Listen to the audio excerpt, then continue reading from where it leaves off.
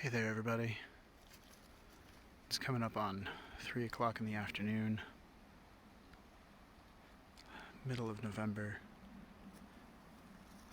You can see how some of our small changes to the canopy structure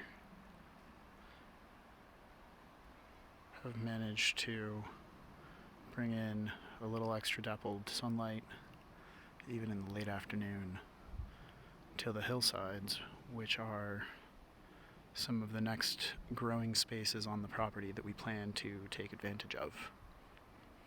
I'm incredibly encouraged by the additional sun access that we've been getting in this area, and even with some of the light disturbances that we did last year, there weren't really many trees that we cut down. Even with those, we've seen a flush of some narrow-leafed goldenrods and some of the native raspberry canes coming in and filling this space. Some of these are not what I would call, the most impressive of species or specimens, but they are a way for us to tell that we are moving in the right direction to support more of the lower-lying woody and herbaceous perennials. So our plan, as it was last year, is going to be to cut this space low and use most of this green material in the walkway aside the hugel mound and pile more onto the hugel mound. We'll run a lawnmower on the highest possible setting and just kind of throw everything this way to keep this reset and ready. However, as part of our interaction and feedback model, we have this other raspberry that's been growing in a protected spot for about 4 years. We dug that up today and split it out to about 7 different canes and root balls. And very little damage to the root mass itself. So we have one that is a gift for a friend and 6 others that have been planted out in a few locations around here and along the banks of the pond to give us improved genetic variability, genetics that'll grant us greater berry production, more prolific growth, or even just better flavor profiles from the berries we collect.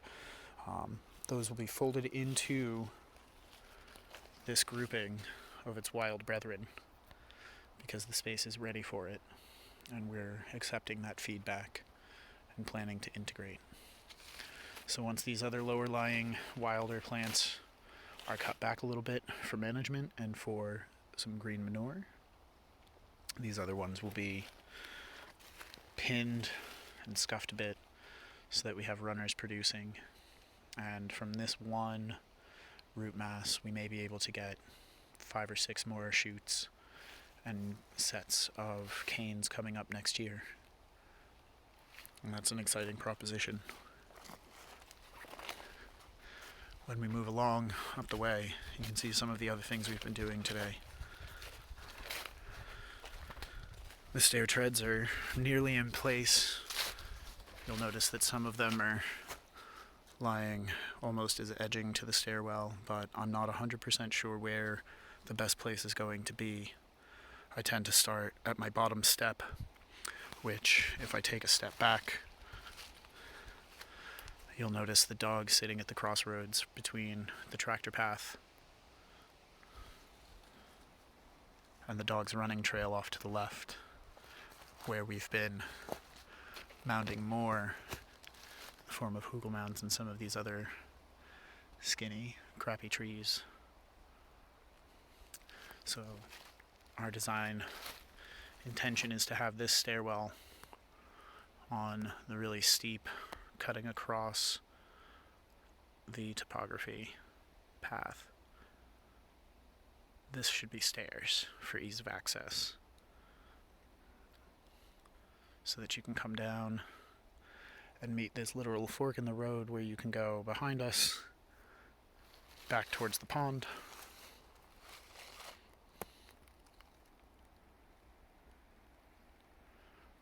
or you can turn left and go up towards the chicken yards and what will eventually be some grow spaces in this area, and back along where that tree has fallen, coming up into this set of mounds here, a little low-lying area for some of our wetter-loving crops that we're propagating out this year and hoping for many, many babies next year. Or, conversely, you could go right and back up, or right and down, which would join up with a trail that'll almost be hidden from view once the plants are coming in down here on the other side of this pile. So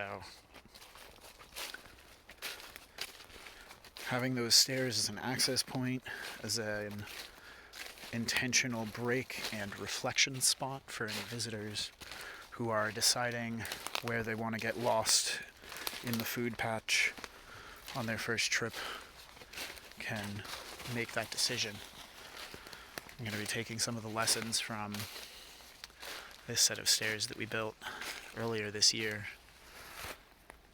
I found that on certain parts of this, the ground was pitched very steeply that way, as well as down towards where we're standing.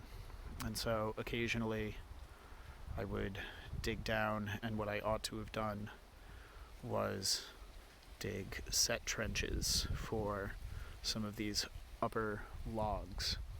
So in the future, what we're going to be doing is either banking more wood chip and compost on some of these steps where the vertical distance is too great, to make this a more comfortable path to traverse. But overall, I'm very happy with this. Most of these posts that you see driven in are very similar to that 35, 40-ish foot tree that I showed in our last video. And these are just cut to 3 or 4 foot sections, and then driven down. I found that when we were doing these, the sturdiest spot to cut a flush cut for driving was right below or above the collar of another annual ring of branches on these pines. And this is specifically for white pine, eastern white pine, because that's what I have the most of. When we weren't as dedicated, we found that there was sometimes splitting around the edges and a softening, which, while not terrible, doesn't look as nice, doesn't feel as sturdy when you're driving it. But as long as you can get it deep enough, it'll do the job that you need it to. So my hope is that in another few days I'll have another whole set of stairs, and we'll have some of these leaves brought, just folded into these mounds as we're going, so that next year, when some of the things we've been replanting and getting set to propagate are ready for transplanting, we have spaces to come in, so that when you come into the forest, they're just rows upon rows upon rows of food and greenery, so that from a high point you can almost map out where you'd like to go, but once you reach the bottom, it becomes sort of a you-pick maze of delicious berries and salad greens and leaves from trees for teas. That's our update, guys. Hope you've been enjoying watching some of this gardening in the forest.